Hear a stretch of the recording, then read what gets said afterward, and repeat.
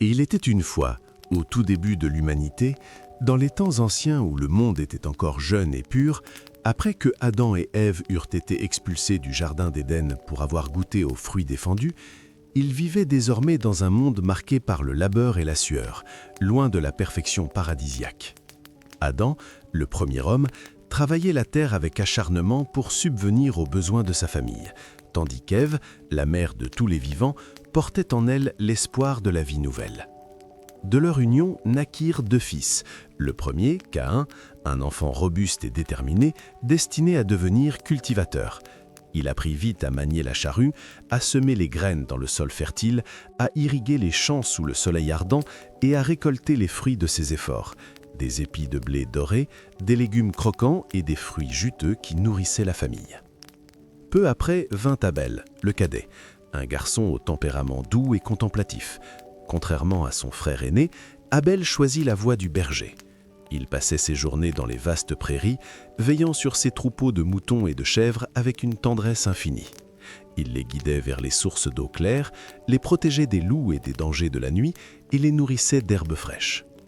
Abel avait un lien profond avec la nature, observant les étoiles la nuit et écoutant le vent murmurer à travers les collines.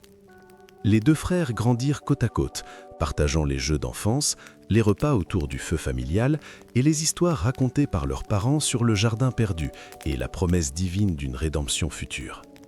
Pourtant, au fil du temps, des différends émergèrent. Caïn était fier de son labeur physique, tandis qu'Abel trouvait la paix dans la simplicité de sa vie pastorale. Un jour solennel arriva où les frères décidèrent d'honorer Dieu par des offrandes, comme leurs parents leur avaient enseigné. C'était une coutume sacrée, un moyen d'exprimer la gratitude pour les bienfaits de la vie et de chercher la faveur divine. Abel, avec un cœur pur et empli de dévotion, sélectionna les plus beaux agneaux de son troupeau, les premiers-nés, sans défaut, symbole de pureté et de sacrifice total. Il les prépara avec soin, les menant à l'autel qu'il avait érigé de pierres simples. Là, sous le ciel immense, il offrit son holocauste. Le feu consuma l'offrande et une fumée odorante s'éleva vers les cieux, signe d'acceptation. Abel pria en silence, remerciant Dieu pour la vie, pour les pâturages verts et pour la paix qu'il ressentait dans son âme. Caïn, quant à lui, apporta les produits de sa terre, des gerbes de blé mûr, des légumes frais et des fruits cueillis à maturité. Il avait travaillé dur pour les produire, suant sous le soleil et luttant contre les mauvaises herbes. Pourtant, son offrande manquait de cette ferveur intérieure. Elle était plus un devoir qu'un acte d'amour profond. Peut-être y avait-il dans son cœur une pointe d'orgueil ou un ressentiment envers le sol ingrat qui ne donnait pas toujours abondamment. Dieu, qui scrute les cœurs et les reins, qui voit au-delà des apparences matérielles, accepta avec joie l'offrande d'Abel. Une lueur divine illumina le sacrifice et Abel sentit une paix profonde l'envahir. Mais pour Caïn, il n'y eut pas de signe favorable. Le feu sembla hésiter, la fumée resta basse, comme si l'offrande n'atteignait pas le ciel. Voyant cela, Caïn fut submergé par une vague de colère brûlante. Son visage se durcit, ses yeux s'assombrirent comme un ciel d'orage, et une jalousie corrosive s'insinua dans son esprit. Pourquoi son frère était-il favorisé? N'avait-il pas travaillé aussi dur, sinon plus? Les pensées sombres tourbillonnaient en lui, comme des nuages noirs annonçant la tempête. Dieu, dans sa miséricorde infinie et sa sagesse éternelle, s'approcha de Caïn avec compassion. Il lui parla doucement, comme un père à un enfant égaré. « Pourquoi es-tu irrité? Pourquoi ton visage est-il abattu? Si tu agis bien, ne relèveras-tu pas la tête? Mais si tu n'agis pas bien, le péché est tapi à ta porte, comme une bête sauvage prête à bondir. Son désir est pour toi, mais toi, tu dois le dominer. Choisis le bien, et la paix reviendra. » Ces paroles étaient un avertissement plein d'amour, une invitation à la réflexion et au repentir. Caïn avait le choix, maîtriser sa colère, chercher à comprendre et peut-être offrir une meilleure part de lui-même. Mais hélas, la jalousie grandit en lui comme une mauvaise herbe dans un champ négligé. Elle empoisonna ses pensées jour et nuit. Un matin, alors que le soleil se levait sur les champs verdoyants, Caïn invita son frère Abel à l'accompagner au champ. « Viens avec moi, frère », dit-il d'une voix feignant la normalité. Abel, confiant et innocent, accepta sans soupçon. Ils marchèrent ensemble à travers les sentiers familiers, parlant peut-être des récoltes ou des troupeaux, sous un ciel bleu et serein. Mais une fois seuls, loin des regards de leurs parents, la rage de Caïn explosa, comme un volcan longtemps contenu. Dans un moment de folie, il se leva contre Abel, son propre frère, et le frappa avec violence. Abel tomba à terre, son sang innocent se répandant sur le sol fertile qu'ils avaient tous deux aimé. Le cri de douleur d'Abel s'éteignit dans le vent, et le silence de la mort enveloppa les champs. Le premier meurtre de l'humanité venait d'être commis, brisant à jamais l'harmonie fraternelle.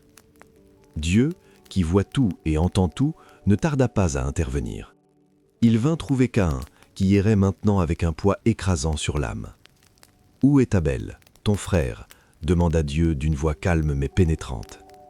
Caïn, tentant de cacher son crime, répondit avec défi « Je ne sais pas. Suis-je le gardien de mon frère ?» Mais on ne trompe pas le Créateur. Dieu répondit avec une tristesse mêlée de justice. « Qu'as-tu fait ? Écoute, le sang de ton frère crie de la terre vers moi. Il appelle à la vengeance. À cause de cela, tu es maintenant maudit de la part de la terre qui a ouvert sa bouche pour recevoir de ta main le sang de ton frère. Quand tu cultiveras le sol, il ne te donnera plus sa force.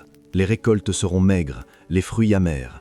Tu seras errant et vagabond sur la terre, sans repos ni foyer stable. » Caïn, terrifié par la gravité de sa punition, sentit le monde s'effondrer autour de lui. Il s'écria dans un désespoir profond « Mon châtiment est trop grand pour que je le porte. Aujourd'hui, tu me chasses de cette terre fertile, et je serai caché loin de ta face protectrice. Je deviendrai un fugitif, errant sur la terre, et quiconque me trouvera me tuera pour venger le sang versé. » Dieu, même dans sa justice, montra sa miséricorde. Il ne voulait pas que Caïn périsse prématurément, car la vengeance appartient à lui seul. Il posa sur Caïn un signe mystérieux, une marque visible qui le protégerait, et il déclara solennellement « Si quelqu'un tue Caïn, Caïn sera vengé 7 fois. Quiconque porte la main sur lui subira une punition 7 fois plus grande. » Cette marque devint un bouclier, un rappel que la justice divine prévaut sur la vengeance humaine.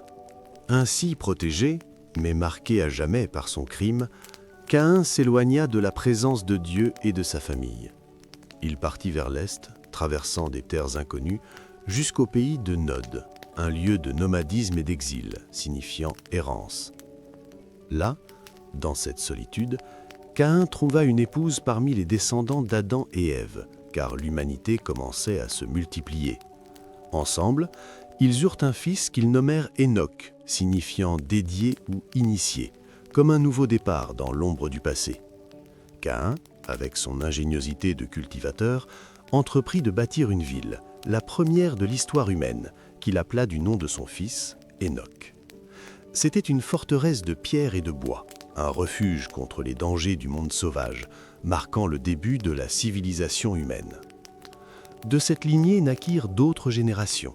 Enoch engendra Irad, un nom évoquant la force. Irad engendra Méhujaël, signifiant frappé par Dieu, rappel peut-être du passé familial. Méhujaël engendra Métushaël, homme de Dieu, et Métushaël engendra Lémec, un homme audacieux et inventif. Lémec prit 2 épouses, Ada et Tsilla, une pratique qui marqua un tournant dans les relations humaines. Ada donna naissance à Jabal, qui devint le père de tous ceux qui habitent sous des tentes et élèvent du bétail, les nomades des déserts, maîtres des troupeaux vastes. Son frère Jubal fut l'ancêtre de tous ceux qui jouent de la harpe et de la flûte, apportant la musique au monde, des mélodies pour apaiser les âmes tourmentées. Tsilla, l'autre épouse, enfanta Tubal-Caïn, un forgeron habile qui apprit à travailler le bronze et le fer, fabriquant des outils, des armes et des instruments qui changèrent la face de l'humanité. Elle eut aussi une fille nommée Naam, dont le nom évoque la beauté et la grâce. Lémec lui-même composa un chant, une poésie brute sur la vengeance. « J'ai tué un homme pour ma blessure et un jeune homme pour ma meurtrissure. Si Caïn est vengé 7 fois, Lémec le sera 77 fois. » C'était un écho distant du signe protecteur de Caïn, mais teinté d'arrogance humaine. Ainsi s'étend l'histoire de Caïn et Abel, tirée des pages sacrées de la Genèse. une parabole éternelle sur la jalousie qui consume, le choix entre le bien et le mal, et la miséricorde de Dieu qui persiste même dans la punition. Elle nous enseigne que la colère, si elle n'est pas maîtrisée, mène à la destruction, mais que le repentir et la sagesse peuvent ouvrir des chemins de rédemption. Que cette narration étendue, riche en détails et en leçons, apporte un baume à ton cœur après cette journée difficile. Imagine les vastes plaines, le vent doux et la promesse d'un nouveau jour. Repose-toi en paix et laisse le stress s'évaporer comme la rosée au matin. Si tu désires encore plus de détails ou une autre histoire, dis-le-moi.